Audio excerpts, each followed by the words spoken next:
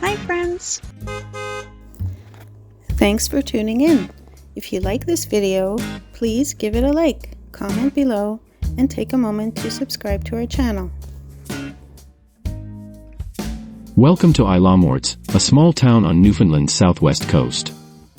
The name aux Morts translates from Old French as Island of the Dead, reflecting the area's history of shipwrecks. The town is located approximately 16 kilometers east of the marine Atlantic ferry terminal in Port aux Basques along Route 470. The community was first settled as a fishing port on nearby islands. In the 1800s, families moved from the islands to the mainland, establishing what is now present-day aux Morts. For outdoor enthusiasts, aux Morts offers scenic walking trails. The Harvey Trail, named after the Harvey family, and the Boat Cove Trail, named for Boat Cove Pond where residents once obtained drinking water, provide great views of the harbor and the town. Thank you very much. Thank you for joining this exploration of aux Morts, a town rich in history, natural beauty, and community spirit.